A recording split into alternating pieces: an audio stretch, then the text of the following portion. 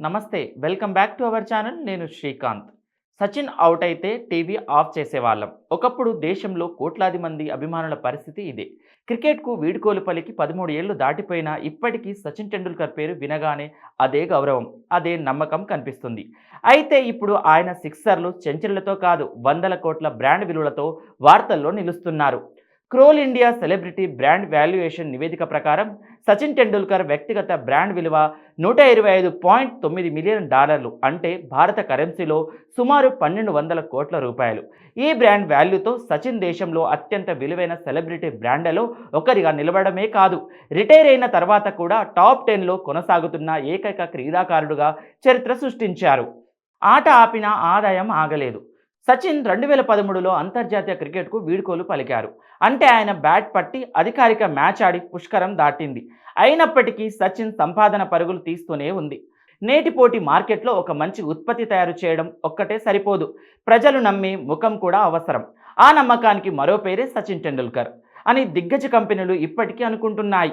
అందుకే ఇంత డిమాండ్. పరిశ్రమ అంచనాల ప్రకారం ఒక రోజు బ్రాండ్ షూట్కి సచిన్ 7 కోట్ల నుంచి 10 కోట్ల రూపాయల వరకు పారితోషికం తీసుకుంటున్నారని చెబుతారు. విరాట్, ధోని ఉన్న సచిన్కే ఎందుకు డిమాండ్? సోషల్ మీడియాలో కోట్లాది ఫాలోవర్స్ ఉన్న కొత్త తరం సెలబ్రిటీలు ఉన్నారు. క్రికెట్లోనే చూసుకుంటే విరాట్ కోహ్లీ, ఎంఎస్ ధోని, రోహిత్ శర్మపై తరగని అభిమానం ఉంది. అయినా అనేక కంపెనీలు సచిన్కు ఎందుకు ఎంచుకుంటున్నాయి? దీనికి సమాధానం ఒక్కటే, నమ్మకం. 3.5 దశాబ్దాలుగా సచిన్ పేరు ఎలాంటి పెద్ద వివాదాల్లో కనిపించలేదు. క్రమశిక్షణ, వినయం, నిజాయితీ, కుటుంబ విలువలు ఇవన్నీ కలిసి సచిన్ కేవలం క్రికెటర్గా కాకుండా విశ్వసనీయమైన వ్యక్తిగా మార్చాయి. ఒక కంపెనీ తన బ్రాండ్ అంబాసిడర్కి కేవలం ఫాలోవర్లు ఉంటే చాలనుకోదు.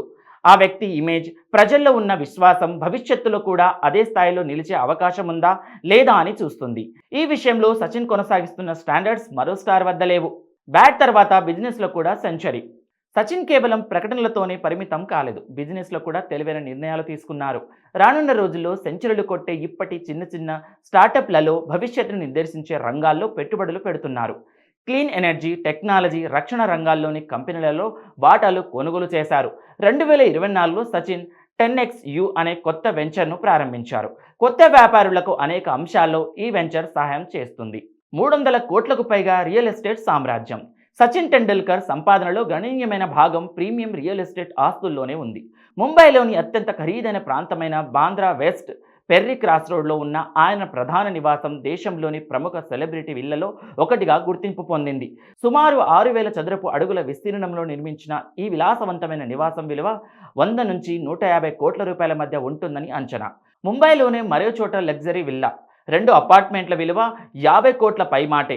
ముంబై, అలీబాద్, లండన్ వంటి ప్రాంతాలు విలువైన రియల్ ఎస్టేట్ ఆస్తులు సచిన్కి ఉన్నాయి. యూత్కు సచిన్ చెప్పే పాఠం.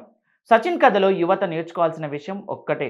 నేటి యువతలో చాలామంది సోషల్ మీడియాలో ఫేమ్ కోసం పరుగులు తీస్తున్నారు. కానీ సచిన్ చూపించింది మాత్రం మరో దారి.